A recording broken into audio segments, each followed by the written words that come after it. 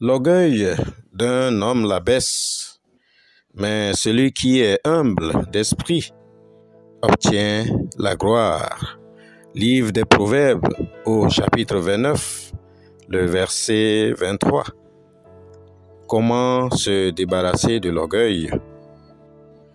L'orgueil est un sentiment d'élévation de soi-même en pensant être au-dessus des autres.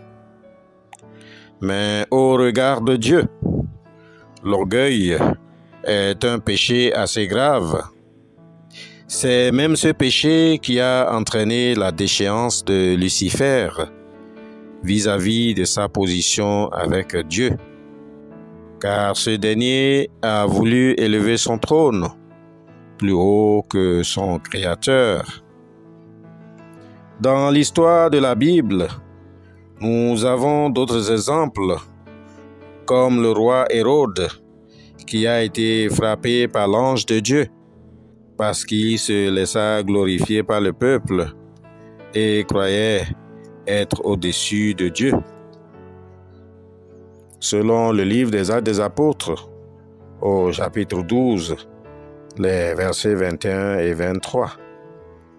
Bien-aimés dans la foi, il est évident que Dieu a en horreur l'orgueil, et la méditation de ce jour nous interpelle spécialement sur ce péché, et nous sommes appelés à cultiver des sentiments d'humilité afin d'être élevés au temps convenable, selon 1 Pierre au chapitre 1, le verset 5.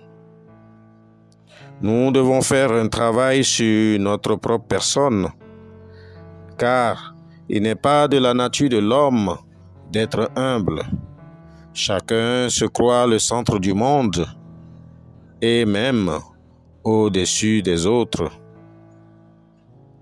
L'orgueil est un péché pernicieux qui peut provoquer la division dans les couples, dans les familles et dans les communautés chrétiennes, et même dans l'Église. Ma sœur, mon frère en Christ, quand ton cœur est rempli d'orgueil, tu deviens aveugle à tes propres péchés. C'est pourquoi tu dois te débarrasser de ce sentiment qui ne plaît pas à Dieu. Heureusement, Dieu nous aime et il sait comment nous relever de nos faiblesses et de nos chutes.